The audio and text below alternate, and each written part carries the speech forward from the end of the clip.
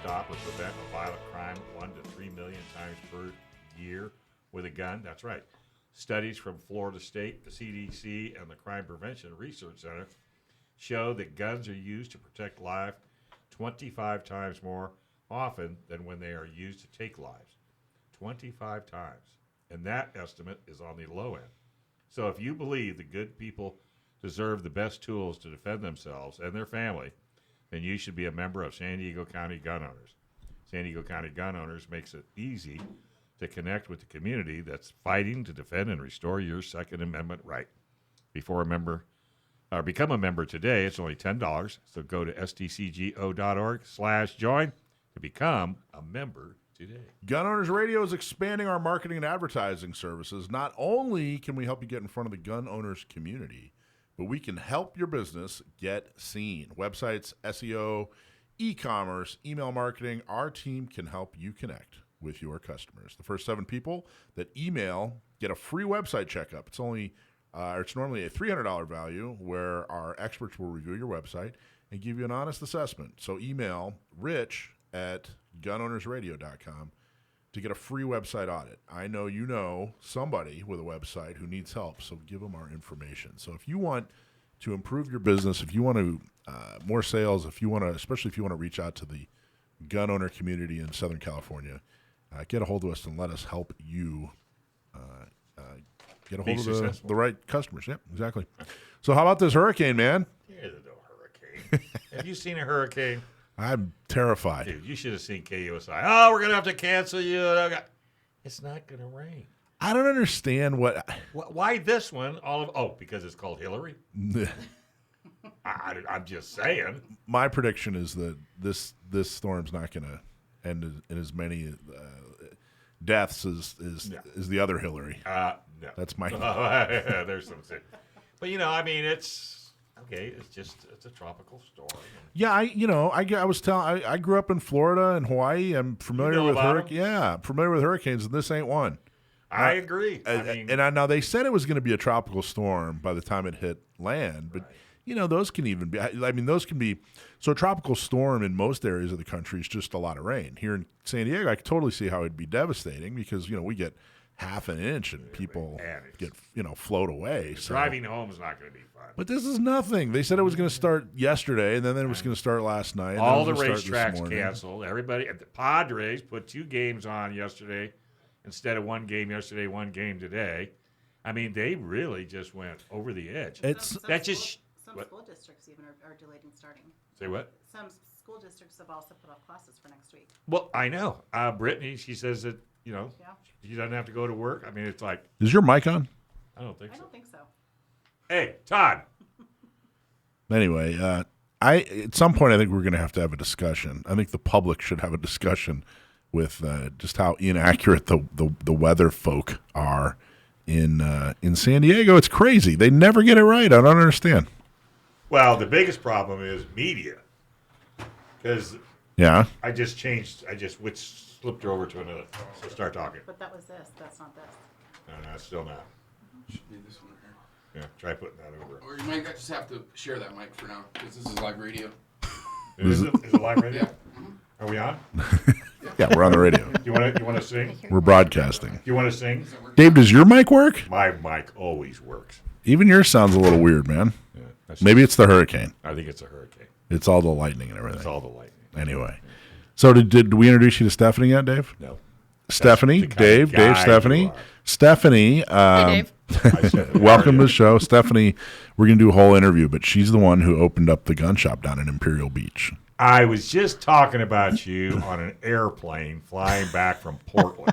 That's why my ears were burning. I got it. Okay. I ran into a kid. He's in the Navy, and he's crazy about guns to the point I'm not going to have any money left. But I bought him 2 tickets to Gun Prom. Oh, that's and nice. We got to talking about you in Imperial Beach. Good. And he goes, what? I go, yeah, but she got it all taken care of, and she's going to be opening soon. And he says, what's her name? I said, hell, I don't know. I said, just drive up and down the main drag till you hear gunfire. Gosh. Well, I didn't know what else. No, I told him to just, you email me and I'll hook you up. But boy, was that? Were you shocked? Well, we're going to I know go we're into gonna it talk about next. We're going to get into this a little bit later. We're going to do I a think. whole big thing. We just wanted to do a quick intro and everything. Hey, so we had Orange County gun owners had a big town hall last week that had to do with public safety that went really, really well. We had somewhere around about 100 people at a community center in Laguna Niguel, and Sheriff Barnes was there. What an impressive talk. You know, I remember Sheriff Barnes when first time I met him was when he was running. I don't. It was probably about 6 years ago, I suppose. Wow. And he's come a long way. I mean, he was good then, but he's great now. He was talking a lot about the different kinds of crimes that are happening in Orange County. And he was talking about how Orange County Sheriff's Department has prepared. You know, they're having these illegal aliens that are forming gangs and breaking into houses all over Orange County. He was saying that what a huge percentage of the crime in Orange County is committed by people that aren't from Orange County. Well, that doesn't surprise me because, I mean, it's easier to go into a town that you don't work or live in than commit crimes. And he was talking about how he went toe-to-toe with the governor's staff and how basically one of the reasons that they're saying, oh, no, there's no spike in crime. There's not a spike in crime. We're looking at the numbers. Well, when you stop counting crimes. Yeah. If you don't report it. You just, Look at the ones that just did the Nordstroms. Yeah, right. 50 of them. Right. They arrested one, gave him a ticket, and let him go. Oh, well, but he got a ticket, Dave. But, I mean, the mayor of L.A. swore she's going to fix it. She's going to take care of the problem. Did she? No, she let him go. Well, she didn't. I'll tell you right now, I think my mic's the only one that's on. Stephanie, can you do yours? Yeah, she's good. You're I good? think mine's okay. Good. Dave, She's your good. mic's not on. I don't need to be on. It's just not. You sure? Anyway, all right. Well, we're going to have a great show. We're going to talk to Scott Jedlinski, who just goes by Jedi, which I think is awesome. He's a firearms trainer. We just talked a little bit about the Orange County Gun Owners Town Hall and what a success that was. In fact, Orange County just had its biggest month with membership ever. We just signed up more people this month in Orange County than we ever have.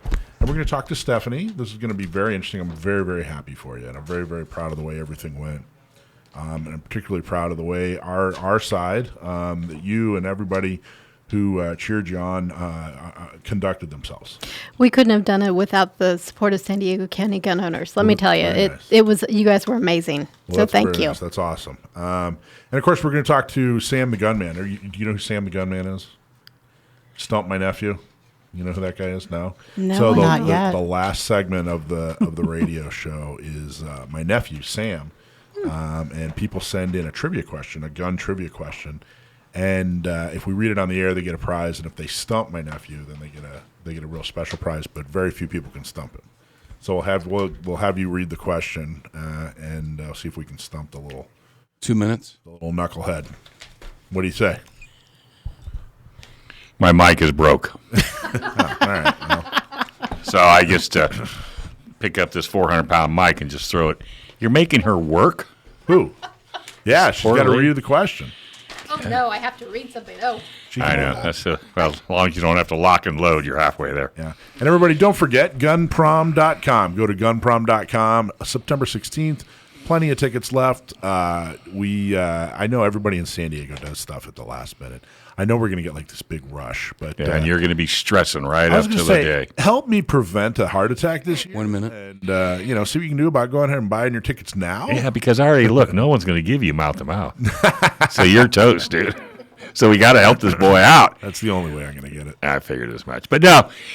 And folks, just so you know, we've got tons of raffle items. Yeah, we do. So Yeah, we got a really cool live auction going this year. And Mike decided he hit me up, so we're going to have some motorsports involved. You're going to get a chance to drive a full-blown NASCAR at Phoenix International Raceway. So the dinner, not only are you going to have a really cool dinner, great food, great company, great people, elected officials, famous Second Amendment folks, you could walk away and you might win a gun. You might win a trip to a hunting trip to Africa, a safari trip. There's all kinds of Is there stuff. even a trip to Imperial Beach? I mean, it's going to be top drawer. So join us. Gunprom.com. Buy your tickets today, $99.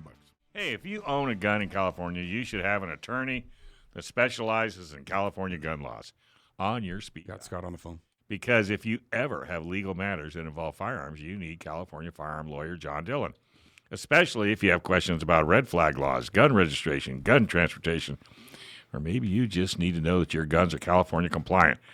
Our trusted firearms attorney is John Dillon. John Dillon specializes in California gun laws.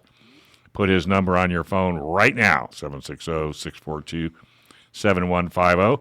That's John Dillon, California firearms lawyer, 760-642-7150. And when you go to Gun Prom, go up and say hello to John Dillon. He'll be there, and thank him for being one of the original sponsors of the show. He's been here for forever, and we can't thank him enough. He does a great job. So, all right, our first guest is Scott Jedlinski. He's a trainer with the Modern Samurai Project.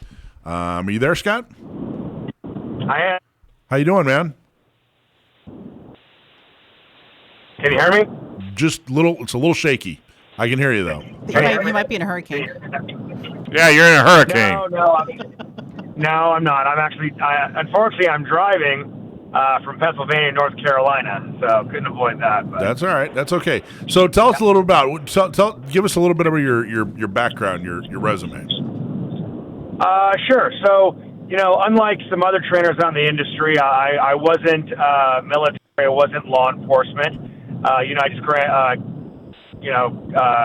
went to college. Got into the mortgage industry.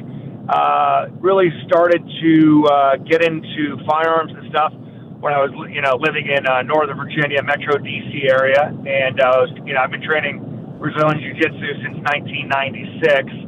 And up in that area, it's hard to train Jiu-Jitsu without training with law enforcement, right? Whether it be state, local, and federal. We have them all up there in Metro DC. And training Jiu-Jitsu with them, and had a friend who just kind of got me into shooting. Kind of went from there, and then it became another martial art for me and a passion. Got kind of known for some things that I had accomplished, earning a fast coin from Ernest Langdon, making master class in USPSA. Now, what does that mean? Before you go any further, what does that mean? What does earning a fast coin mean? So Todd Lewis Green, which was a very well-known trainer, he came up with a standard at the end of his classes. After he passed, Ernest Langdon took that flag. Basically, what a fast coin is that you have to do it in front of them twice, in front of a whole crowd, a whole class of people. You basically draw from concealment at 7 yards, hit 2 rounds to a 3x5 in the head zone, 5-block reload, 4 rounds to an 8-inch circle center mass. If you do it in 4.99 seconds or less, twice in front of them, you earned a fast coin. Wow. Of the tens of thousands of people that have tried, when I earned one, there was only 16. There's only 15 people I earned the 16th coin, and I was the first person to do it with a red dot equipped pistol. Wow. What kind of pistol did you use? Then it was a Glock 19. I've heard of it. Glock 19. Yep. From the appendix position. So. Stephanie and Alicia, you guys think you could do that? Do I get a couple practice rounds first? Sure. You can have all the practice runs in a 2-day class right before you do it. How about that? Oh, I'm in. How many? So you were what? You said you were the 16th person? Yeah, I was the 16th person to earn it. And how many people have done it since? I think it's 23 now. I earned it in 2016, and I believe there's only 23 coins out there currently. Now, what do you attribute that to? Why were you able to do it? So as opposed to the other people, so I have a different idea of how to practice, right? All my stuff comes basically from the martial arts, especially jiu-jitsu, right? Understand the technique, right? Find people that are better than you that can do those things that you want to do. Break it down to technique, right? Practice that technique. Put it under pressure over and over and over again, just like you would any other athletic activity. And understanding the nuances of everything. Why do other people say can't earn it from there? We have this thing in the firearms industry that all you have to do to get better is throw 3 million rounds downrange. And, of course, we all know people, right, that are like, I've been shooting since 1972. Well, my friend, you're still horrible, right? And we don't really treat it like a different sport. I think I didn't come up with this, but I think what was different about me is I train firearms like I train martial arts. Learn the technique, rep the technique, refine the technique, put it under pressure. Well, that's interesting. Now, tell us about the Modern Samurai Project. What does that mean? What is a Modern Samurai? Yeah, so growing up, training in Brazilian Jiu-Jitsu, obviously the Brazilians got it from the Japanese. Jiu-Jitsu was the art of the samurai. While there's punches and kicks in there, it focuses on grappling, joint locks, and chokes, because punching somebody in armor doesn't make a lot of sense, right? So it's the grappling aspect of this came to worldwide attention in 1993 when Royce Gracie beat everybody. Yeah. So that, and growing up, of course, I'm part Japanese, part Korean, yada yada. The other half is Polish, Lithuanian, and Irish and Scottish. I'm Heinz 57, as they say, right? I was going to say, yeah. Not only that, but I'd imagine there's a Thanksgiving table at your table would probably some interesting discussions with that mix of folks. Exactly, right. So just growing up in that, the Japanese culture, especially for the martial arts, had much more of an impact on me than anything else, right? So depending on what history you read, Musashi's Five Rings, yada yada yada. The samurai kind of focused on three skills, right?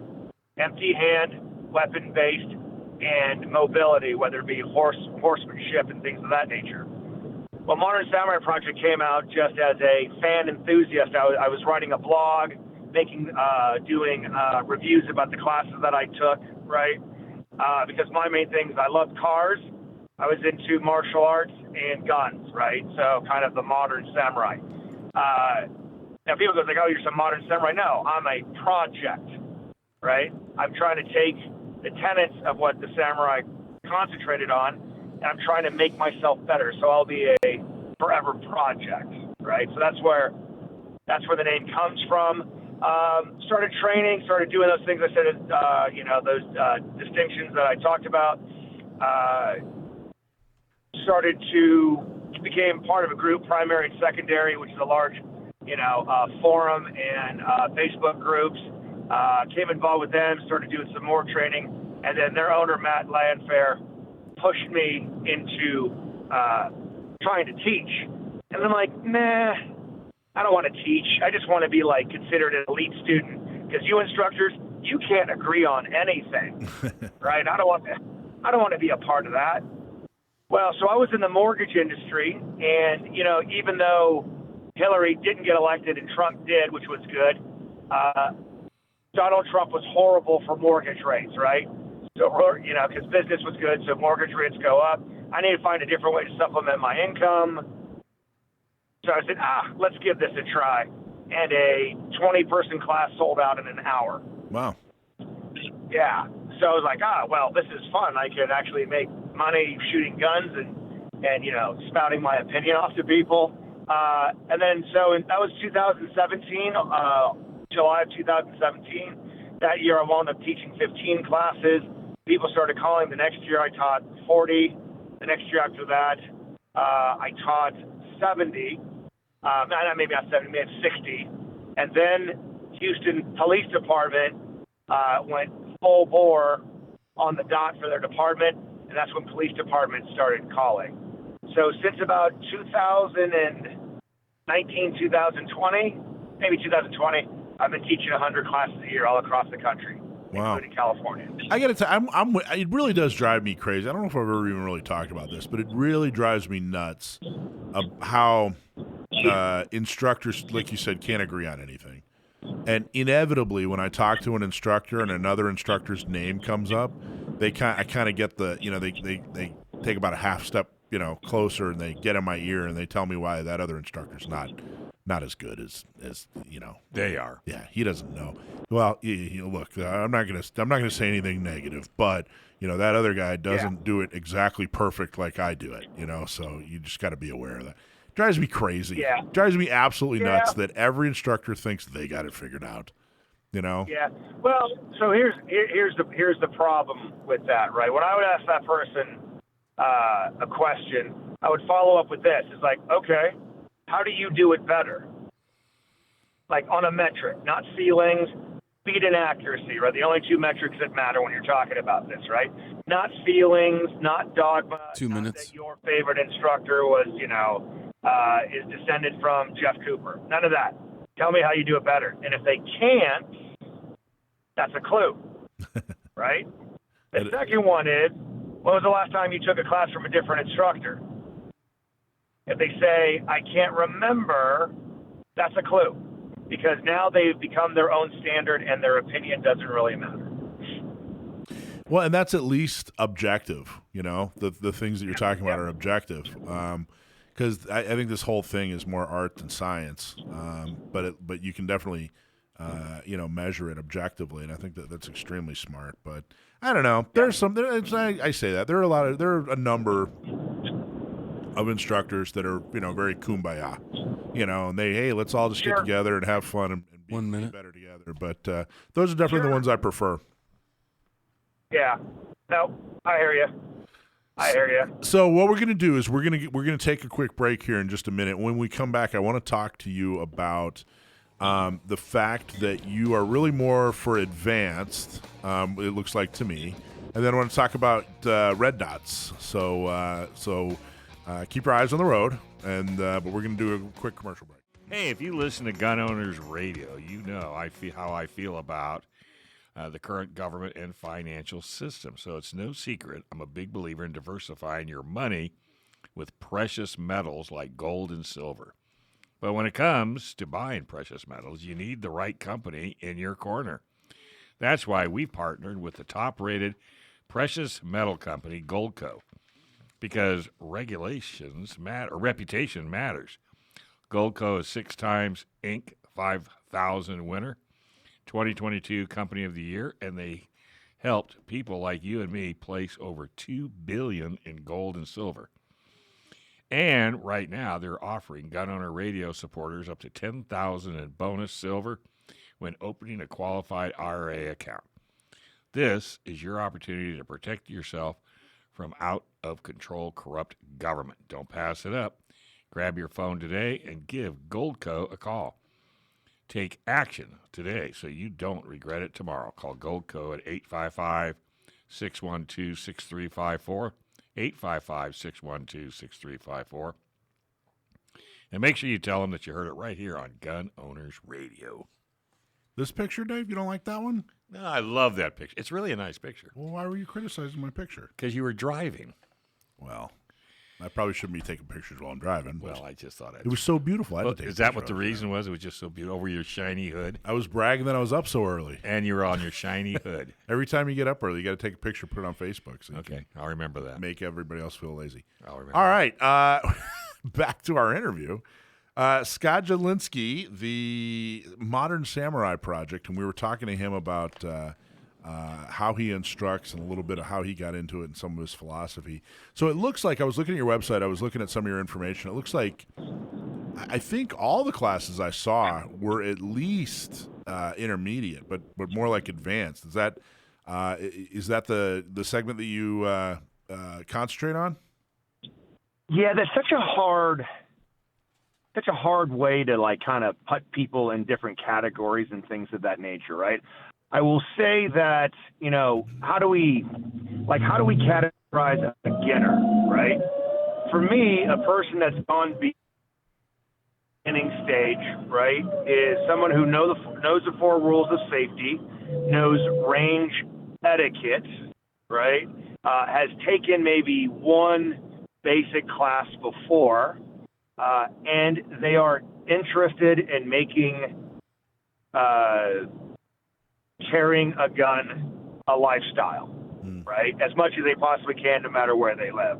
If you're that type of person, then please come to my class, right? Now, there's different levels of intermediate and advanced and things of that nature. I have people that have been carrying a gun or, practicing with their gun for 6 months, but they went in, They took their NRA class, they got their concealed carry class, and they made it through fine. And now they want to feel safe about, carrying their guns for self-defense purposes or competition purposes or something like that. That's probably, I would call that a beginner, right? But someone that's more than welcome into my class, right? I've had that all the way up to, long time, special mission, military, SWAT men, and Grand Masters come to my class as well. Everyone's coming for a different purpose, though, right? That's interesting. Hey, Scott, I'm a car guy. What are you driving? Okay. What are you driving? It sounds like a Hellcat. Yeah, I have a 2021 TRX. I knew it. Hey, next time you get a chance, you probably don't know this. Pop the hood and pop that plastic cover off the engine. Have you done that? Yeah. Have you done it? I did it so much I completely got rid of it, and the stock engine is 702. Yeah. 850. Oh. That piece of plastic is gone, and it's replaced with an airbox 4 times the stock of normal. Yeah, but you did see the Raptor in the mouth of a T-Rex. Oh, yeah. Yeah, yep, See, I did. I knew what he was driving. That's very impressive. Yeah. What's the Yeah, plastic so my cover though? What is that? Well, the plastic cover is just a kind of a decoration that goes over the top of all your other components. But since he's modified the truck, because he doesn't live in California. Yeah. That's right, yeah. That's right, yeah. Don't you love that truck? Don't you love that truck? Don't you love that truck? It's amazing. Yeah, my TRX has a picture eating another TRX. You would. Okay, I have to get off the car show, and we need to go back to guns, or I'm going to get in trouble. There you go. But I knew it. So, yeah, well, it's a good call. That was a good call. Okay, so you liked. I think intermediate and advanced is probably. It sounds odd, but I think that is an underserved segment of for gun owners. I think that a lot of people take a basic class, and we're lucky to get a gun owner into a basic class, and then that's the last class they take. I think there's a lot of okay gun folks who need a lot more instruction. So I'm glad you're filling that niche. Yeah. So Yep. Appreciate that. It sounds to me almost like instead of it being a beginner, I don't think that. mic is lame. Yeah, I can't hear. Yeah, we're having a stellar day. The radio station is doing a stellar job with their fantastic equipment.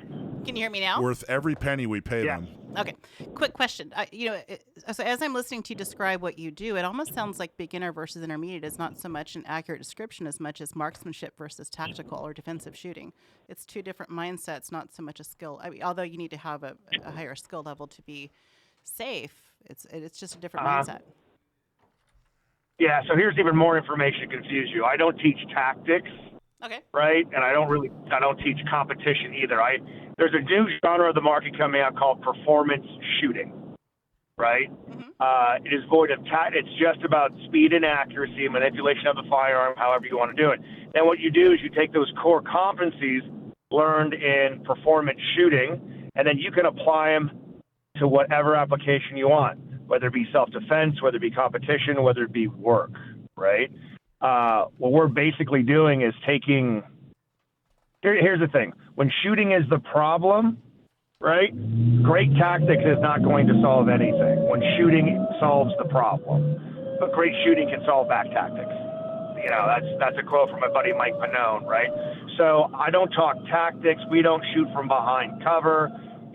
Nothing like that. All I'm doing is I'm going to teach you how to get that gun out, build a good grip, find your sight, shoot fast and accurately based on the size of the target, and then you can do whatever you want with that later on. Okay. That's fantastic. I love it.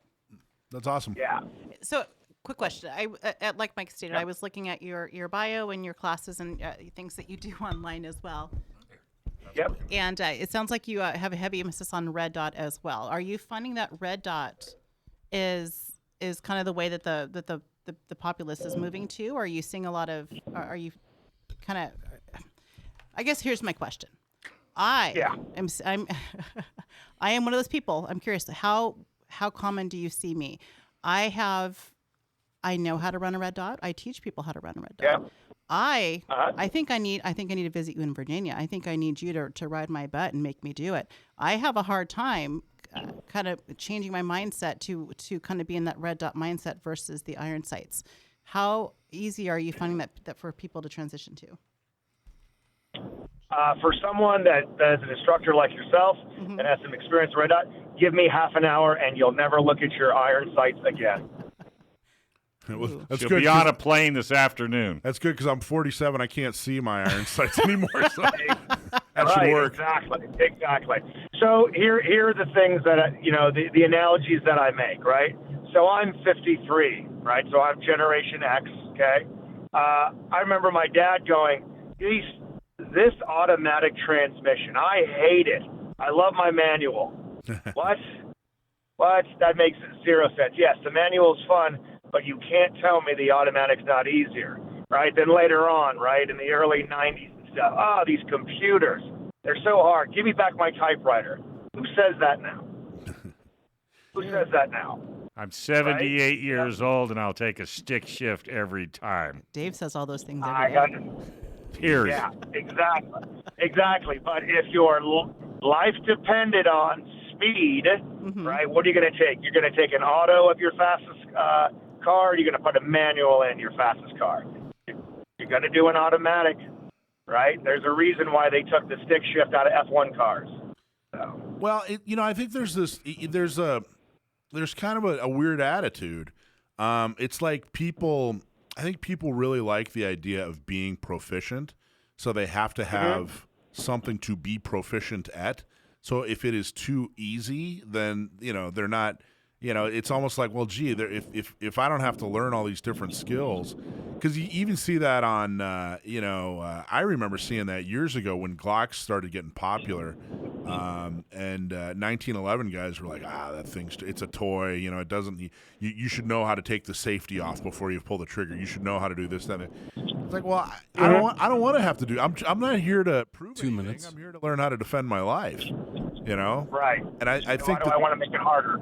Yeah, and I mean, I guess I can see that in competition. We're like, all right, well, here you got 15 steps or whatever, so, get good at those 15 steps and let's see who does it the quickest. But when you talk about defensive shooting, you want this thing, you want to be able to, point and click, True, but what firearm dominates competition shooting? I don't even know. 9mm 2011s. Oh, really? That's interesting. Yeah.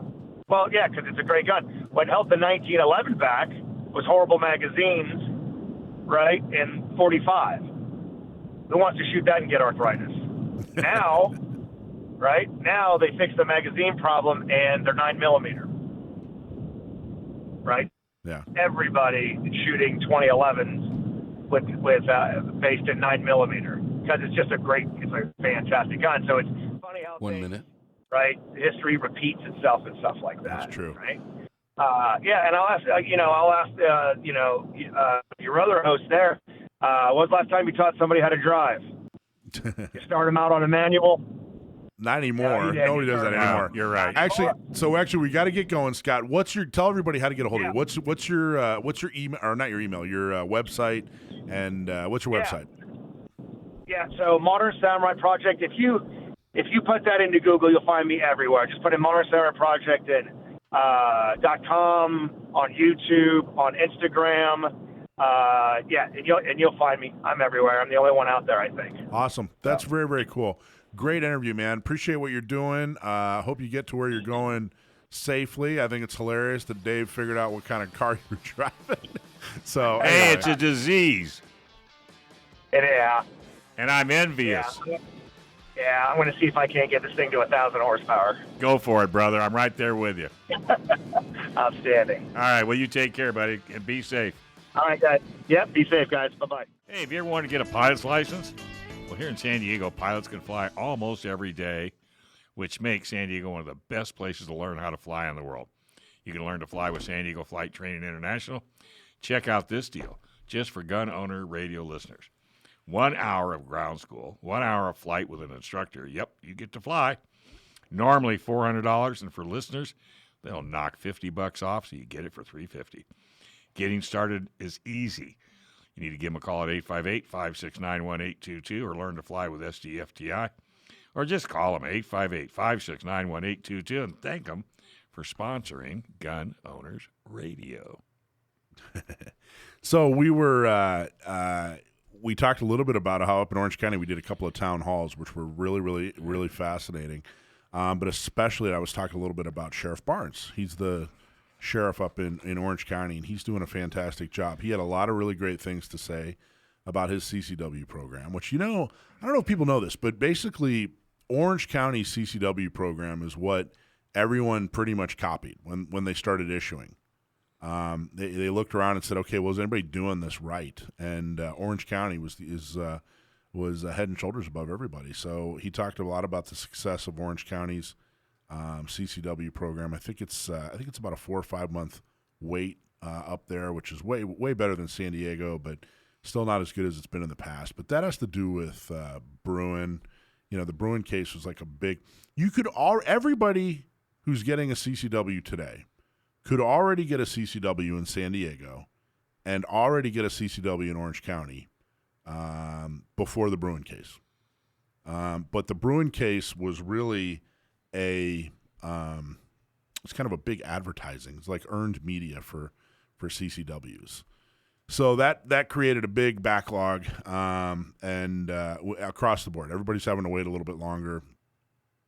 They're going to work through it. It'll get better. But where I was really impressed was overall, the whole point of the of the town halls is we're trying something a little bit different in Orange County. Rather than doing a monthly meeting, we want to try to reach out to people who maybe never would have shown up at a monthly meeting. They would never come to a meeting with free pizza, but they would come to a town hall on public safety. So we partnered with Reform California. So Carl came up and spoke about, in general, some of the things that Reform California is doing to help improve public safety, because, man, they've really just gone bizarre. We've had a couple of guests in here who've talked about, some of the crime issues in California. One of the things that really surprised me was, they're doing this thing, especially the leadership up in Sacramento. It's like the idea of something being a felony has fallen out of favor. Making something a felony has fallen out of favor. So they're making everything a misdemeanor. But the problem is, if it's a misdemeanor, cops can't really do much with it. I mean, it might as well be jaywalking. Well, they're not even bothering anymore. Well, they can't. Because, penal code basically says, look, if it's a misdemeanor, just write them a ticket and hope for the best. I don't even think they're doing that. A lot of times they aren't, because why? Why would they? Why put yourself in danger? Because the person that's committing a crime is probably a felon, and a good chance of getting shot is pretty good, even though you're only going to give them a ticket for a misdemeanor. I think there's more police officers just turning away. I think a lot of it looks like the I don't know what the beat cops, the guys that are out in the field. To have. It's like they're just kind of managing things. They're just kind of, Well, you've heard the time lapse. When you call 911 to get a police officer, 40 minutes or whatever. Yeah, it seems like the only people that are really doing anything, it's all kind of shifted to, and these beat cops are really preventative, and so it's all shifted to, the detectives and people that are, looking to find people that have already done something, and they've really shackled the people that are trying to prevent something from happening. Well, now we got robots. What do you mean? They got robot dogs that we're now sending those to crime scenes. I don't know what. Well, now they're busying those beat cops with ticketing the employees and the workers, trying to help stop the criminals too. So they're it's ridiculous. I mean, and they don't understand, and they just keep putting their head in the sand, and like you said, the numbers are down. Well, yeah, because you're not arresting anybody. Well, it's not that they aren't arresting; it's that they can't arrest people. Right. Their hands are tied. Their hands are tied. They're unable. California says you cannot arrest somebody and put them in jail for XYZ. So they're going, okay, well then all we can do now is hope that like I said, there's the preventative folks, the guys that are in a uniform, in a cruiser, driving around neighborhoods, they're preventing crime from happening. And then you have the folks that are solving, after the fact, and everything's shifted to the after the fact folks. So the guys in uniform who are driving around, block to block, they're just kind of, they're just kind of they're just trying to push water uphill, That's right. And how motivated is that? Did you see that one small town, the whole police department quit? No. They just all quit. Where was it? You remember any details? I think it was up in Michigan. Yeah. Where'd all those police officers Now quit. Yeah, the chief said he's had it. He's just done. So then everybody walked out. And, of course, the mayor came on and said, have no fear. We have plenty of people that can see it. You protect you. Yeah, really. Well, the reason, where is it? Minnesotan City. Yeah. So Collectively resigned, potentially leaving the city with just over 1,000 people without a functioning police department. Yep.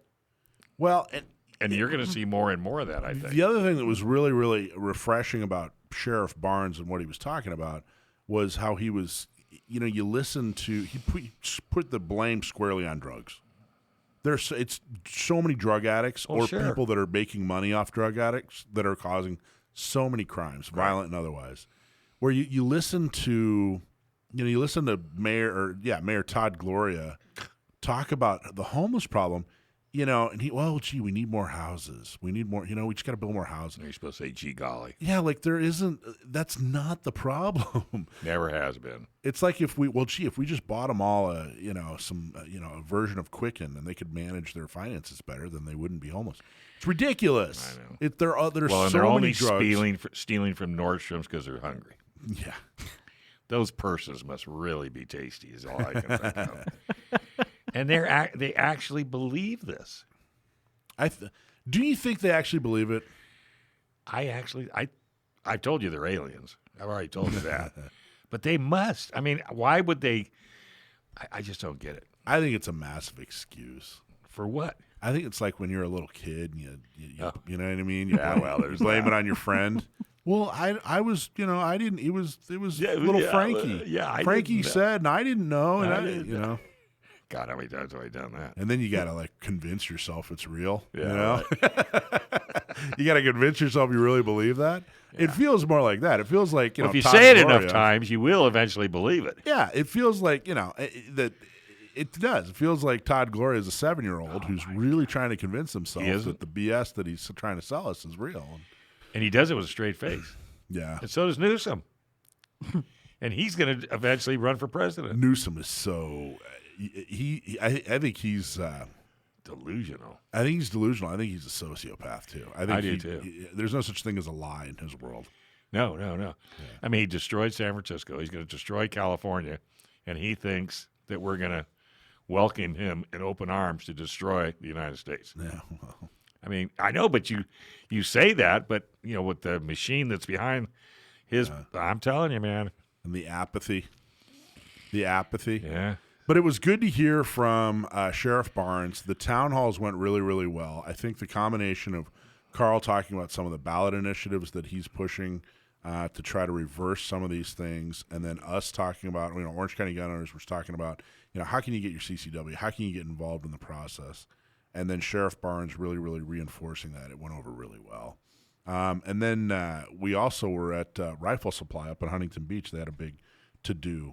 It was like, I think they called it their midsummer sale. And there were a ton of folks having fun there. And it's really amazing. You kind of think that folks that go to gun shops, you almost wonder you kind of think, they already know everything. But there were so many questions. Well, they know everything that they're already interested in. There's so much more out there that different aspects of firearms that opens their whole world up when they go to events that they otherwise wouldn't have known to look at. Well, I think we as gun owners forget what we know, meaning meaning that we think that everybody else just knows this stuff. There's a whole world 2 minutes out there who they want to get their CCWs, they want to get their brand new gun, or maybe they have a pistol and they need more classes, or maybe they only have a pistol and now they want a shotgun. Anyway, it was all very, very productive. Congratulations to Orange County gun owners. It was such a great couple of weeks. The 2 town halls, the rifle supply resulting in dozens of new members, which again was their best month ever. So if you're in Orange County, definitely go to orangecountygunowners.com, sign up to become a member. Join, be the change you want to see, and join the effort, because there's a lot of good things going on, and I'm very, very proud to be a part of it, and I'm proud of everybody that was involved. So, Cool. So next, after the break, what we're going to do is we're going to talk to Stephanie. Are you all ready to talk about your big success? Oh, absolutely. We're Yeah? moving forward. Good. You've been excited about it ever 1 minute. since? Oh my goodness, I can't. Every breath I take, sleeping, awake, it doesn't matter. Outdoor woman, that's on my mind. That's awesome. I was We'll going to say, talk isn't about it that a song? Every breath I Well, take. you know, If Brendan was here, we would know the answer. he'd be singing, wouldn't he? Hey, the fight for the Second Amendment is also happening in Orange County and Inland Empire. Orange County gun owners and Inland Empire gun owners leads the fight on the city and county levels to defend and protect your self-defense rights. How do they do it? They do it by fundraising and getting local pro-gun candidates elected. You need to become a member today. Go to iegunowners.com/join, or if you're in Orange County, that's ocgunowners.com/join. And join the growing number of responsible gun owners stepping up to defend our Second Amendment rights. That's iegunowners.com or ocgunowners.com. You still sound tinny. Still sound really tinny. I sound fine. If you're listening, I don't know. We've been talking about doing just a podcast and leaving the radio. No. I'm thinking about it Why? because nothing ever works here. I can't even get a key to get in the building, and everything's always broken, and they're always complaining. They're always whining about stuff that we do. I just don't know if it's worth the money we pay anymore. Shouldn't And we, I mean, shouldn't I we just have don't- this conversation off air? I don't know. Maybe we should. I just don't know if they're bringing a value. If you're listening right now, let us know. Email us, send us a message. If we just did a podcast rather than had it on 1170 a.m., would you still listen? I'll bet you would. I'll bet you we're going to get a lot of people that say, yeah, we don't care if they're on 1170 a.m. Anyway, all right, winners, prizes, and events. Subscribe and win. Subscribe to your email list and win some swag. This week's winner, Teresa Vinciguerra. I hope I got that. I know I messed that up. Teresa, it's Vinciguerra. Vinciguerra. Ask Alicia. She can say it. What do you say, Alicia? How would you pronounce that? No. I'm the Google queen. I don't pronounce anything well. okay. No. Well, Teresa, you won. Email prizes@gunownersradio.com to claim your T-shirt or your hat. Free training for members. Enter to win. Free intro to firearms class from Stronghold Dynamic. All you got to do is sign up at basically just go to gunownersradio.com. That's gunownersradio.com/training, the number 4 members. Training for members. So gunownersradio.com/training for members. And sign up there. We're going to announce the winner on August 27th, and you might get your own class. How about that? I think that's awesome. And then don't forget, we talked about Gun Prom. Gunprom.com to get your tickets. It is September 16th. It's here in Mission Valley in San Diego at the Town and Country. We're going to have all kinds of cool stuff. We're going to have a very cool live auction. We're going to have tons of cool things to bid on for the live auction. Trips, training, even a Gun Owners Radio takeover. We're going to have guns you could win. We're going to have a silent auction with cool movie and sports memorabilia and all kinds of really cool stuff. But even if you don't want to participate in any of that, you're going to get to meet John Petrolino, the Penn Patriot. You're going to get to meet John Correa from ASP and all kinds of really cool people. Carl DeMille will be there if you're a fan of Carl. He's a great friend of San Diego County Gun Owners, Orange County Gun Owners, and Inland Empire Gun Owners. Let's see who else is going to be there. Joel Anderson, Senator Brian Jones, Mayor Dane White. Man, I'm so. Do you know who I'm talking about? Dane White up in Escondido. Mm-hmm. So proud of that guy. Mm-hmm. We're going to have him say a few words. He's somebody who. He actually was a member of San Diego County Gun Owners and ran, and we were one of the few organizations that supported him, actively supported him. I mean, he got a bunch of really great endorsements. I don't want to take away from what they did. But man, we're gonna have him talk about just exactly what he saw out in the streets when he was walking around saying, "Hey, I'm running for mayor of Escondido." And Escondido is not a small town. That's anywhere else in the world. If you weren't sitting next to L.A. and San Diego, Escondido would be a fairly major city. And for him to pull that off and be such a friend and basically an organic friend of San Diego County Gun Owners, so proud of him. So you'll be able to meet all these elected folks, all these prizes. It's a good time. It's $99. That's all it is. It's $99. So go to gunprom.com. Help us out. I know you're going to go. Bring a date. So go today, right now. Go to gunprom.com and buy a couple tickets for us. So anyway, so Stephanie, let's do a little intro to your intro here. So talked about now you are first off, tell us what you were doing down in Imperial County or down in Imperial Beach a few years ago. You started off as an FFL down there, right? So in 2014, we opened up Imperial Beach Guns. Yep. We were an FFL, worked out of our garage. Mm-hmm. Transfers, sales, all of it. Everything was by appointment only. COVID hit 2020. By midsummer, we just couldn't get anything. Customers were having a hard time finding anything California compliant on Gunbroker or anywhere on the web.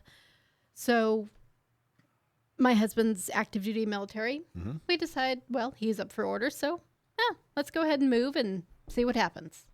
Yep.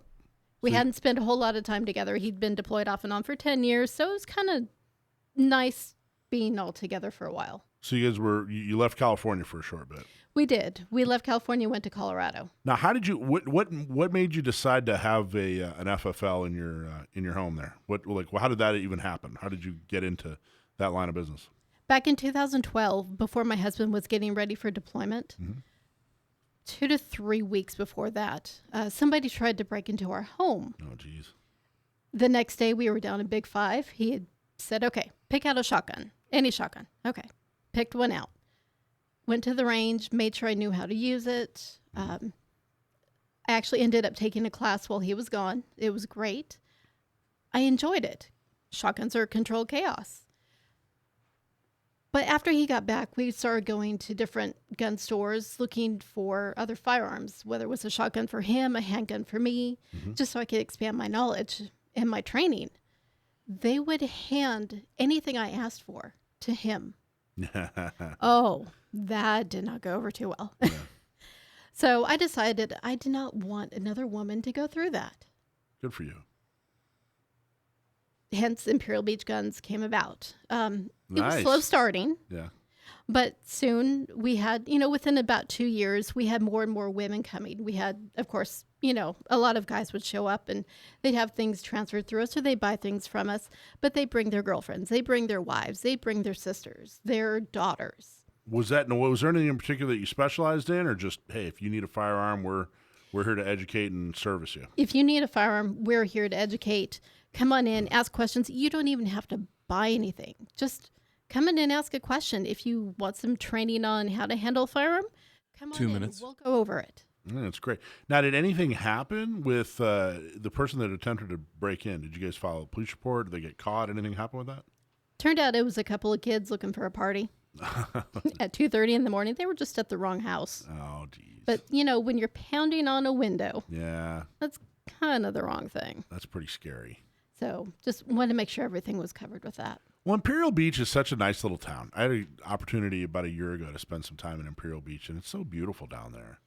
I think it's kind of a little best kept secret in San Diego. And I know there have been a lot of improvements, a lot of changes and upgrades, especially to the oceanfront area. We've been in Imperial Beach now for 25 years. Oh, wow. We have seen it go from Hells Angels and some of the other motorcycle groups down there to what it is now. We've got 2 brand new hotels. It's beautiful. Right. We've got the beach club. We have a brigantine. Yeah. Which just amazes me still. It reminds me, I grew up in Panama City Beach, Florida. It reminds me of Panama City Beach circa like 1983. Okay. Before MTV moved in and it turned into this big party town. Imperial Beach reminds me. That's right. It's got that Navy influence. It's right on the right on the water, right on the ocean. I love it. I think it's really beautiful. I think a lot of people should spend a lot more time down there. Hey, is there a better tool that empowers a woman to defend against an attacker that's 100 pounds bigger? Nope. That's why it's so important for women to learn how to defend themselves with the most effective self-defense tool ever invented. For women led by women, the Not Me program is designed to help with training, program, or purchasing a gun and getting a concealed carry permit. And guess what? It's free. To sign up, go to notmesd.org.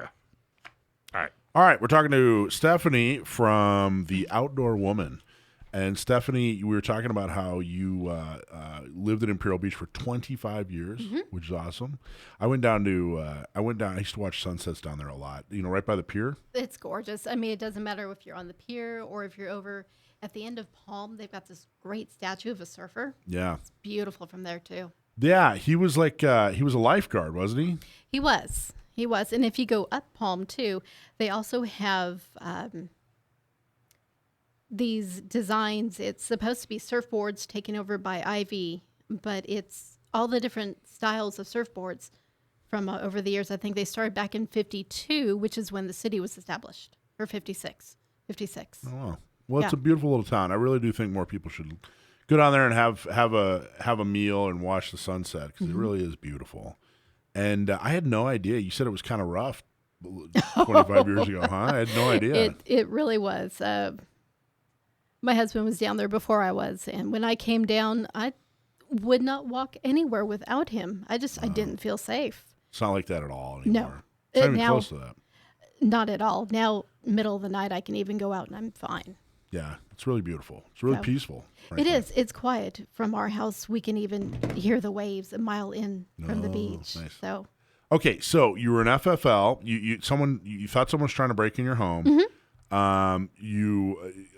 Most people just call the cops, but you went and bought a gun and became an FFL, which I think is the perfect reaction to that. And decided, hey, you know what? I really want to focus on women. I want to make sure women have a place to come and are comfortable. So then you came back from Colorado and said, all right, well, let's do this again. Let's fire this shop back up. And what happened? So while we were in Colorado, we were living on 35 acres. We got to shoot on our property, and we actually had to take care of the property. So there was a lot more that went into it. I'd have to go to like the tractor supply store and try to find items that would work for me, but that were always made for a man.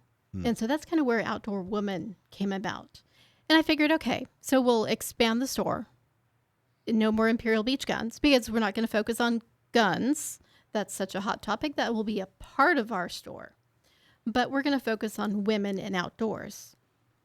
So came back. Figured, okay, we'll just do what we did before. They were trying to get us into a retail front before.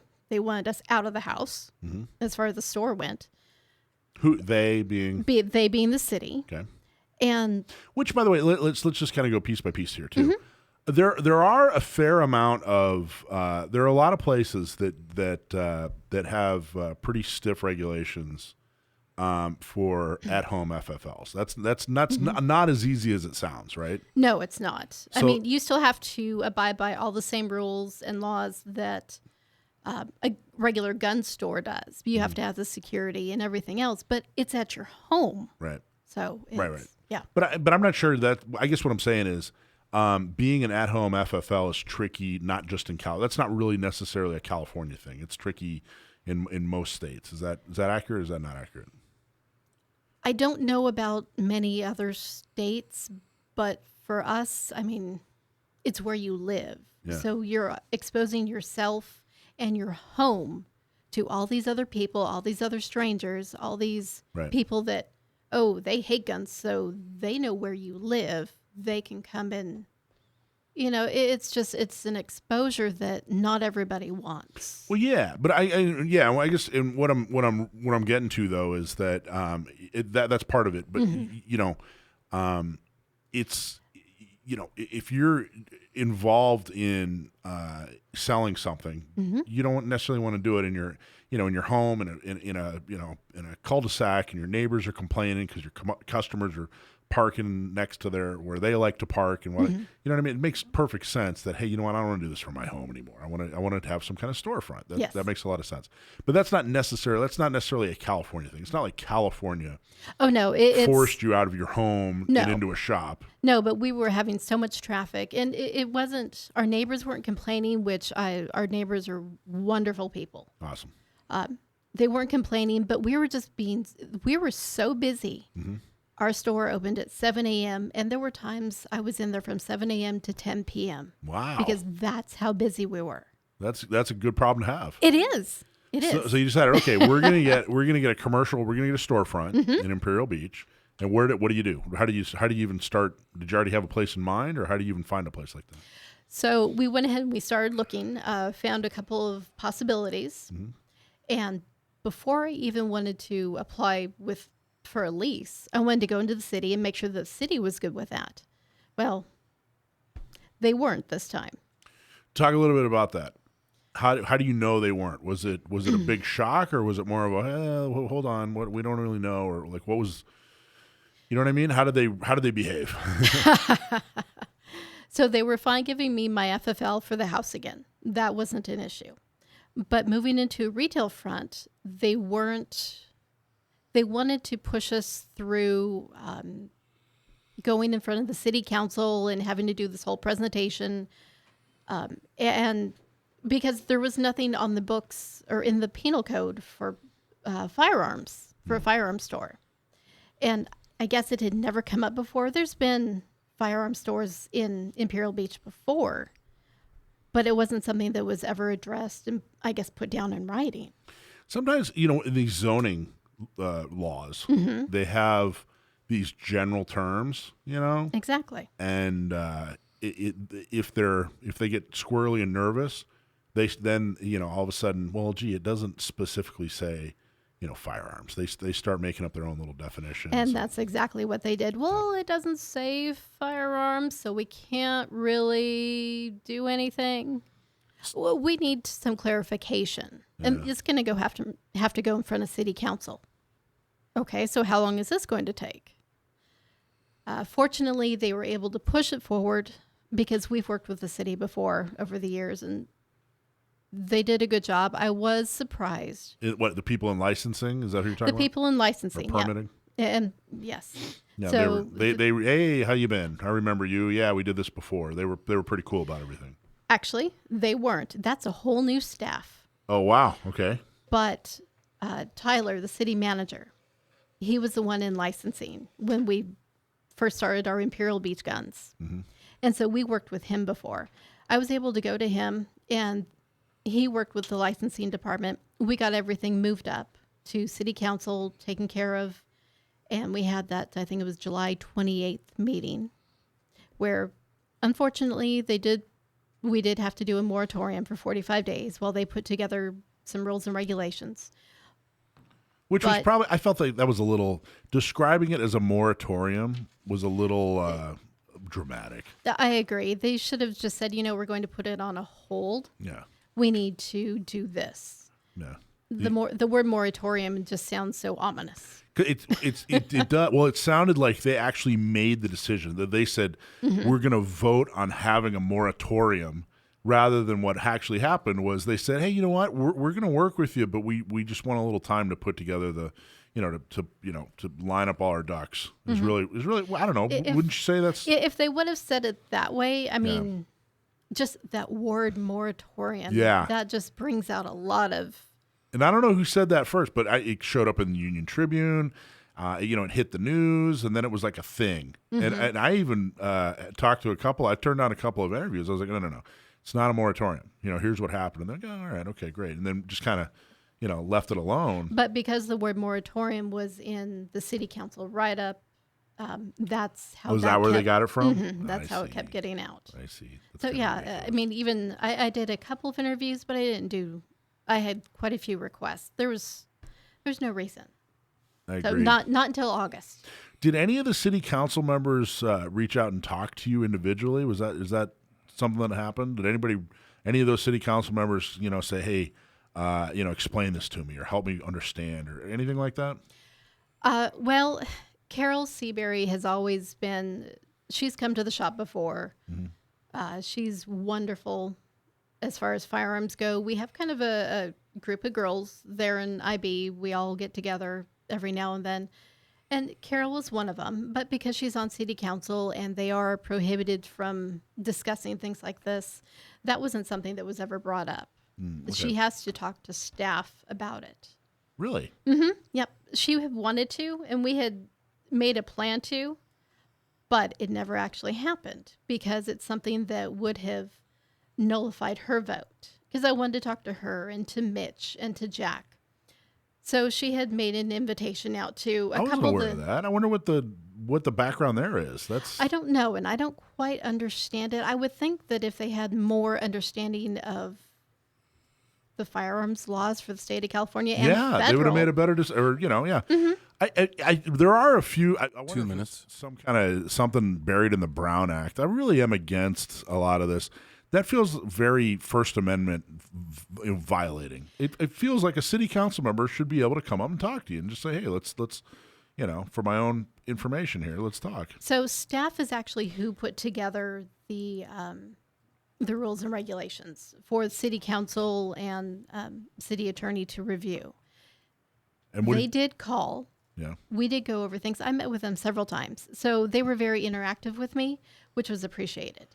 So they were trying to understand what it is that is required of us by the state and by federal, and then take it from there as far as the city is concerned. So they were very interactive with me. And there was an initial draft. Yeah, we're going to talk about that initial draft when we get back from a break, and then you responded to the official draft, and then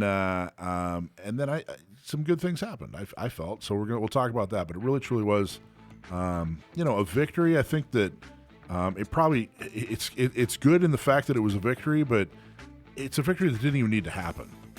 Which is kind of the unfortunate part. But anyway, we'll talk more about it when we get back. A lot of companies waste an awful lot of money on marketing when it comes to websites. The design is excellent. The photos are beautiful. The website looks great, but it's just not getting customers. Why? Because you don't have the words that make people buy. But now you can fix that with Sage Tree. Sage Tree can help you find the words that make it easy for your customers to understand what you do and how to buy from you. Stop wasting money today and schedule a call. Getting started is easy. Visit sagetree.com and click on the Schedule an Appointment button. That's sagetree.com and click on the Schedule a Call button now. All right, we're talking to Stephanie from Outdoor Woman. And okay, so we were talking about you opening up your shop, Outdoor Woman, in Imperial Beach. Okay.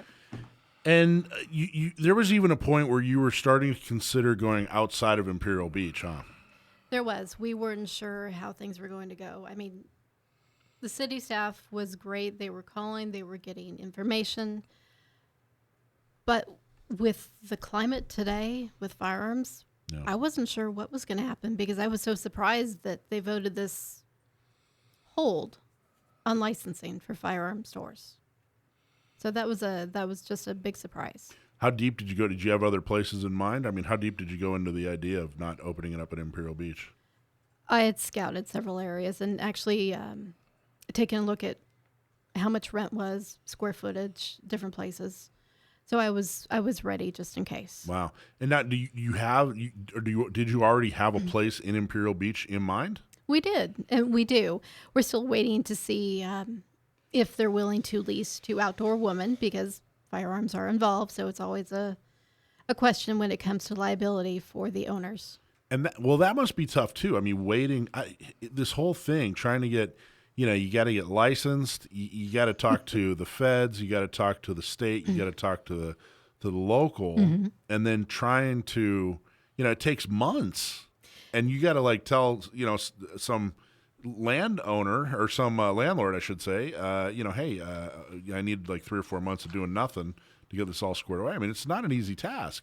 It's not, and there's money that goes both ways. Sometimes. So the city, for their new permit that they're doing for firearm stores, they just want a letter from the owner or the property manager stating that, okay, if the city does give us our license, they are willing to let us sell firearms there. But we don't have to go into a lease with them. Once we have that permit from the city, if that place is already rented, well, then we know that Go somewhere else. we're good. Sure. We just have to find another location. Okay, so the first draft. What do you want to talk about? Some of the issues with first draft, or you want to go into maybe one thing in particular that you can explain why that first draft just wasn't going to work? The first draft was very reminiscent of There were several items in it that were very reminiscent of Nazi Germany. I'm sorry, that is the only comparison that we have with it. But other than that, But once they went in and there was about 11 items that I found that needed to be changed. Once they changed a wording or went in and took out a sentence, everything completely changed. And it was for us. It was on our behalf. It was to help us get in there. So it was great. I still don't agree with the fact that if firearms are 50% of our business or more, someone who is under the age of 21 can't walk in. yeah, That it's ridiculous. bothers me. It doesn't affect outdoor women because that's not our primary business. But I still don't agree with it. However, I am going to take the win for now, and that's a fight for another day. So fight for another day. I agree. It just doesn't make any sense. Like, what are they solving? Agreed. I mean, you're Nothing, keeping young know? kids away from firearms, so you're telling them that this is taboo. You don't need to know about it. But yet, how many of us grew up where we would go to high school and, the guy with a truck, he's got a rifle and a shotgun in the back of his window, and principal comes out and says, "Hey, oh, I like that shotgun, Jimmy. Oh, I got this one over here. Come take a look at it," because it's a way of life. Well, it just doesn't make any sense. Like, what are they preventing? Like, if a 19 or 20-year-old walks into a gun shop, what can happen? They can't purchase a gun. They can't even get their hands on a gun because they're all secured and behind the counter or whatever. Or ammo. It just doesn't make any sense. So it's purely just you guys are bad. You guys are just bad. You're bad for kids. So, shame on you. You shouldn't allow kids. That's not right. I don't think that's it's not a good attitude. We're the good guys. Exactly. And the more kids know about them from actually seeing them, and if their parents are there, handling them versus what they're going to find on video games. Yeah, right. I mean, No kidding. so many of these kids that we see with these accidents, it's because of video games. Yeah. They think, oh yeah, I know how a gun works. I've played with it on my video game. Well, the reality is, I don't even know how many. Let's just say that rule affected you. I don't know how many people under the age of. First off, if you're 18, 19, or 20, you're not a kid. Mm-hmm. Keeping an adult out of a gun shop is. I don't even think that's constitutional, let alone appropriate. But if you're under the age of 21, I don't know how many folks under the age of 21 are you going to come into a gun shop. Be honest with you, I just don't know if that alone. You know what I mean? Exactly. I just don't know that's going to happen. Exactly. I mean, the only thing I can think of is, we've got a soda machine. Kids are walking home from school. Hey, I want to go get a soda. Hold on. Yeah. Well, They're going to walk in and get a soda. Okay. So tell us about. So you got some of those things solved. In general, there were some other rules like, hey, we want to see all the paperwork you got to submit to the feds, to make sure that it's in order. Okay, fine. That's fine. You got all the paperwork that you have to submit to the state. We want to make sure that's all in order. Mm-hmm. Okay, fine. That doesn't prevent you. That's something that you can attain. But the stuff there were some other things in there that would just prevent you from doing business. So they fixed it. That was awesome. Mm-hmm. And was the vote unanimous? It was unanimous. So it was a unanimous vote. Mm-hmm. I believe the count is 4 Democrats and a Republican. Correct. And they approved it after working with it. I was really happy with. The reason I bring that up is there's this this misconception that all Democrats are bad always on all guns. All Republicans are good always on guns. It's just not true. We're way beyond. Like, that's kindergarten. we're way beyond those lines. We really are. It's not how life really is. But what I was really impressed with was how our side handled everything, how you handled everything. Our side, meaning, gun owners in general, not just San Diego County gun owners, members or staff or anything like that, but everybody that showed up in support of you, how you guys, you and your husband, how you guys handled everything, how the city handled everything. I thought it was really, really well done. I wish a lot more cities throughout the state of California would handle things this way.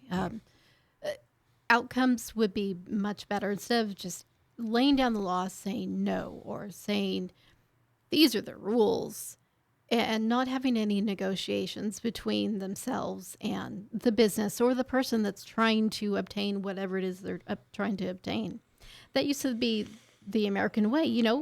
I give some, you give some, and we meet in the middle and we figure it out. At least, And I think it was the night of the meeting where they put the moratorium on. I emailed all 5 of the city council members, and I didn't call them names. I didn't, you bunch of unconstitutional libtards and you're anti-draconian blah, blah. I didn't do that. I said, hey, appreciate your consideration in advance.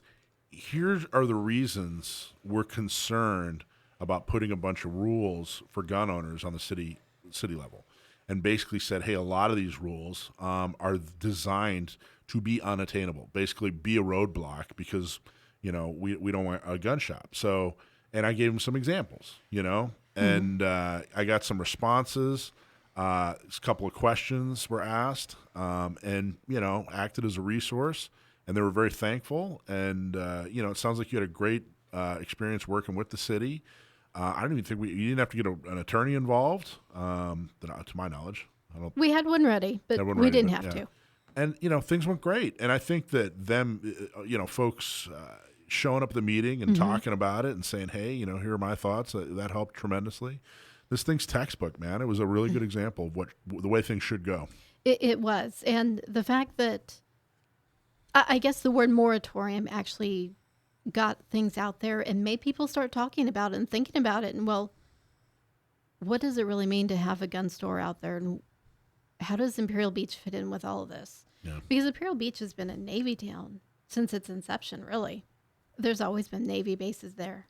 So firearms are just kind of I don't want to say normal Well, thing. firearms are Navy or not. Firearms are normal. Oh, they are. You know what I mean? But It's a the constant. anti-gunners are abnormal. That's an abnormal, in America. If you're against guns or you've had no experience with guns and you're an adult, that's abnormal. So I guess from my point of view, sorry, I've raised Army, married Navy.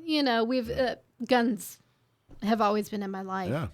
But it's just one of those things that not everybody thinks about. So if you're raised in the city and you come to Imperial Beach, you might not think about firearms because, you were raised in the city. Well, we have all these military people around, so they have to learn how to shoot guns. And a lot of them take it further, and they get into it and they enjoy it. But I mean, the average I was talking to my dad before the show, and he was he had heard somebody talk about 2 minutes. They were it was like a warning. They were basically saying, they said, listen, we have to do something. Half the kids graduating high school are below average. Well, that's how that works. Of course, that's how averages work. I think we talked about it first. Really, when we're talking about the median. But I was about to say the average person, the average adult in America, has some experience with firearms. It's just these government blocks that they put in California and Illinois and Hawaii and Massachusetts. That makes for an abnormal experience. But I am so proud of what you've accomplished. When are you guys looking to open? We're hoping for November 1st. November 1st, nice. Now we're gonna have a party, right? Oh, we're absolutely having a nice. Party. We're gonna have a week-long party. Are you kidding? That's the best kind of party. 1 minute. And good. And okay, so November 1st, you don't have like an address or anything yet. We don't wait. Okay. Once we have a lease established, then we'll put the address out there for everyone. Outdoorwoman.com is where you can find us. Now, when you type that in, it's going to take you to all these different places. Just make sure it's outdoorwoman.com. Outdoorwoman.com. And here's another reason to sign up for San Diego County Gun Owners email blast is, every Thursday we send out an email talking about what's going on. As soon as we hear from Stephanie when the grand opening week happens, we're going to promote the heck out of that and make sure that everybody gets down there. Yeah, it's great. There are like no gun shops south of like the 8. I mean, it's just you. So come on down. There you go. Much needed. So fantastic. Well, congratulations, and hang Thanks, out here. Mike. You're gonna ask Sam the Gunman his question to see if you can stump him, and I'm just so happy for you. Thanks, Mike, for all your help. You bet. And we're gonna see you at Gun Prom too, right? Oh, absolutely. We'll be there. The Outdoor Woman table is ready to go. Gun Prom tickets are on sale. Join San Diego County gun owners and the rest of the Second Amendment community at the Town and Country in Mission Valley. Get your fancy suit and dress as ready and join our like-minded people that believe in the right to self-defense. The Second Amendment dinner is coming up on September 16th. Get your tickets now and reserve your spot for a night with great people, great food, and drinks, all for a great cause. Go to gunprom.com, get your tickets now, buy a table, bring your friends and family. That's gunprom.com, and buy your tickets today. Yeah, I got to get my fancy suit all ready for gunprom.com. All right. It's time for everybody's favorite segment. We found out a few years ago that my nephew, Sam the Gunman, is extremely good at gun trivia. Now, if you send us a gun trivia question and we read it on the air, you'll get a hat or a shirt. And if you stump my nephew, you'll get a special prize. Today's special prize, if you stump my nephew, is a couple tickets to Gun Prom, which is the specialist of special prizes. Sam, you there? Yeah, how are you guys? Good, man. How are you? Not bad. Did you hear about our hurricane? Yeah, I've been hearing about that. Yeah, it was just a light dusting of rain with zero wind. Wasn't that exciting? So, Well, just be glad it wasn't worse. I know, that's the thing. I was thinking about that. I was like, yeah, you're complaining that a hurricane wasn't horrible and deadly? I mean, come on. I'm glad the weather folks were wrong yet again. We have Stephanie here. Stephanie, if you remember the Imperial Beach gun shop that we here in San Diego, we're finally getting a new gun shop down in Imperial Beach. Do you remember that story, Sam? No, I don't remember that. Oh, well, thanks for listening. You only listen to your segment? Is that what you do? Anyway. No, I was getting some work done before this. Sorry. That's okay. So Stephanie is a gun shop owner down in Imperial Beach, and we're very, very happy to have her here. And Stephanie's going to she's going to ask your question. So without further ado. Well, wait. Right. Before you ask a question, Right. I would just like to point out this thing I always say.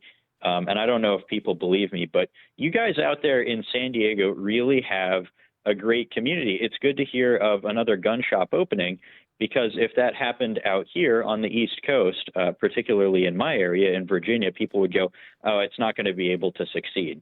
And it probably wouldn't. But there are a lot more gun people out there than those of you who are those people seem to think. And you should really be happy that you have so many options for different shops to visit.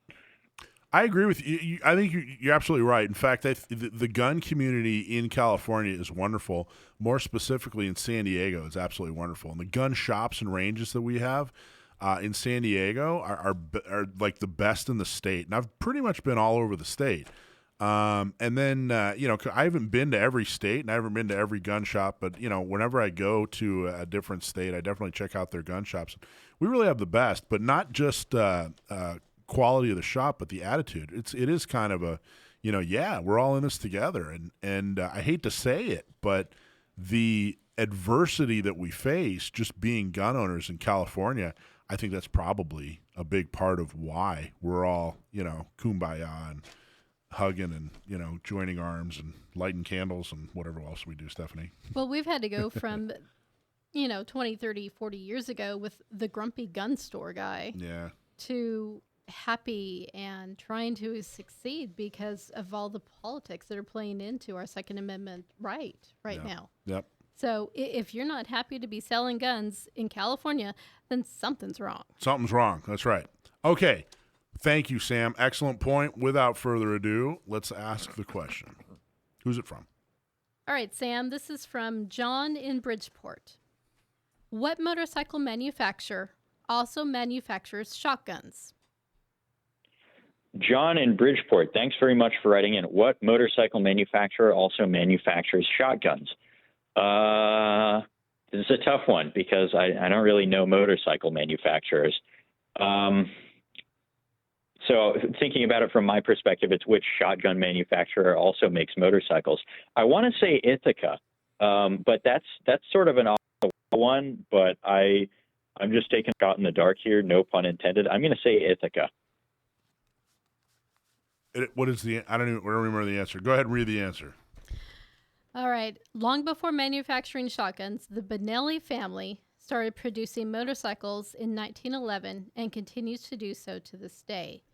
In 1940s, Giuseppe Benelli partnered with Giuseppe Beretta and Luigi Castelbarco to make automobiles. The prototype, known as the BBC, was presented in 1948 with a Benelli engine, but never entered full production. Benelli SPA was founded in 1967, released the Benelli 121 in 1969. All right, Well, somebody stumped you.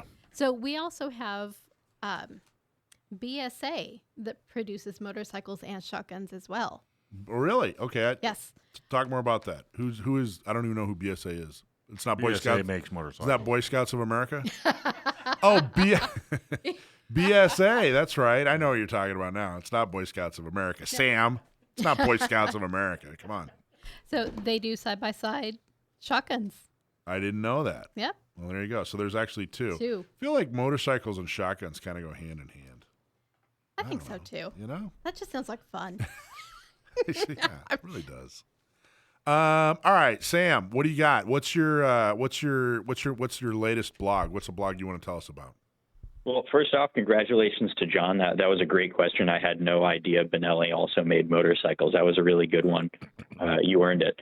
So my most recent blog post is titled, What Does Gun Safety Mean to You? And just briefly, what it talks about is that you hear there's sort of been this rebranding over the past, decade or so, from gun control to gun safety. So a lot of these gun control organizations, you go on their websites, they do not say gun control on the front page. They say we are gun safety advocates.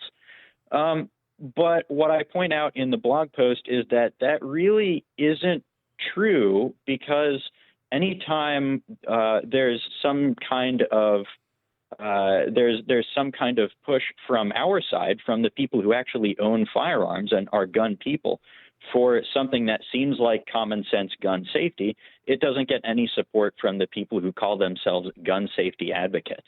And I call out a few specific examples there, but it's something that's frustrated me for a long time, and I like to think that I make some good points. I guess the readers will be the judge of that. Awesome. I think all your points are good ones. Well, I appreciate that. I've got at least one vote of confidence. There you go. Well, cool, man. I look forward to reading that. You know, John Petrolino talks about that a fair amount too. He basically is like, okay, well, you guys, are gun safety. Then where do I take a gun safety class? Well, they don't offer gun safety classes. And Exactly. it's total propaganda. I really do. I'm very, very proud. I don't know. I can only just speak for our organization. But I've definitely noticed in a lot of other Second Amendment organizations where I really, I think we're very plain spoken and, very forthright and just kind of tell people that, this is how it is. We don't try to trick people with phrasing or whatever, and the other side does a heck of a job of, creating terms and, working the propaganda. But when you're right and you're in the right, you don't have to play those games. So that's something I'm really, really proud of, which probably is really a reason I don't really emphasize, I don't really emphasize when they try to change terminology or whatever, and they, talk about, well, no, it's not an assault rifle. It's a defensive, whatever gun. It just, we don't need to do that. We don't need to hide behind anything, because we're right. We're the ones that are we're the pillars of society. We're not the ones that are trying to take rights away. We're the ones that are trying to make sure that people can remain safe by being able to defend themselves. We're the ones that are trying to preserve rights. So I think that's an excellent point, Sam. I look forward to seeing it. If you want to read it, go to SanDiegoCountyGunOwners.com or SDCGO.org. Go to the blog section, or if you're in Orange County, go to OrangeCountyGunOwners.com/blog. Or if you're in Riverside or San Bernardino, go to InlandEmpireGunOwners.com/blog, and you can read his work. Always an excellent read, producing some of the best Second Amendment content on the internet. So thanks a lot, Sam. That's awesome, man. Well, thank you. Thanks very much for having me on. Good question. You got me with that one. And thanks, everyone, for listening. And Mike, by the way, I believe that term you're looking for was cordless hole punch. Yeah, exactly. Thanks for watching this episode from Gun Owners Radio. If you're watching mainstream media, you're not getting the truth about guns and the Second Amendment. Gun Owners Radio is the easiest way to stay on top of the Second Amendment fight, the fight for your self-defense rights. You can watch our live stream on YouTube every Sunday from 4 to 6 p.m. California time, or if you're in San Diego, AM 1170, FM 96.1, The Answer. We're also available on your favorite podcast platform. Just do a search for Gun Owners Radio and you'll find our show. Don't forget to support our sponsors. Click on the links in the show notes and support the businesses that support your Second Amendment rights. Like and subscribe to help defend and restore the Second Amendment, not just in California, but across the country.